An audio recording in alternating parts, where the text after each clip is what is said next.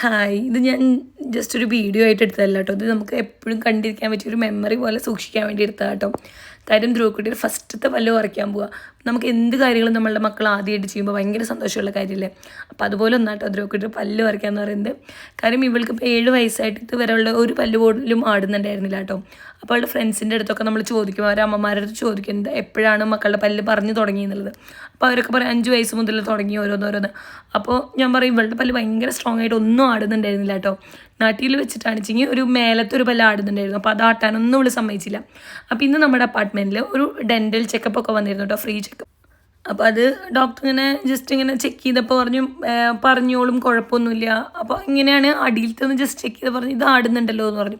അപ്പോൾ അപ്പോഴാണ് സത്യം പറഞ്ഞാൽ നമ്മൾ കാണുന്നത് കേട്ടോ, ഇത് ആടുന്നുണ്ടല്ലോ എന്ന്. അപ്പോൾ നമ്മൾ വീട്ടിൽ വന്നിട്ട് ജസ്റ്റ് ഇങ്ങനെ ആട്ടി നോക്കിയപ്പോൾ നന്നായി ആടുന്നു. അപ്പോൾ ഞാൻ വിചാരിച്ചു ഓക്കെ വായോ നമുക്ക് പല്ല് പറിക്കാന്ന് പറഞ്ഞ് ധ്രുവേനെ പിടിച്ച് നിർത്തിയിട്ട് അവൾ ആകെ പേടിച്ചു കേട്ടോ ബ്ലഡ് വന്നപ്പോൾ. പിന്നെ ഞാൻ കൈ കൊണ്ട് ഒരു ഒറ്റ വലി അങ്ങനെ പറഞ്ഞു പോകും. പക്ഷേ പറയുന്നവരെ ഉണ്ടായിരുന്ന ആ പേടിയൊന്നും അവൾക്ക് ഇപ്പോൾ ഇല്ല കേട്ടോ. പറഞ്ഞു കഴിഞ്ഞപ്പോൾ അവൾക്ക് ഭയങ്കര സന്തോഷം. അപ്പോൾ അവൾ പറയുന്നുണ്ടായിരുന്നു ഇന്നാണ് എനിക്ക് ഭയങ്കര ഹാപ്പിയുള്ള ഡേ എന്നൊക്കെ പറഞ്ഞിട്ട് ഭയങ്കര സന്തോഷമായിരുന്നു കേട്ടോ.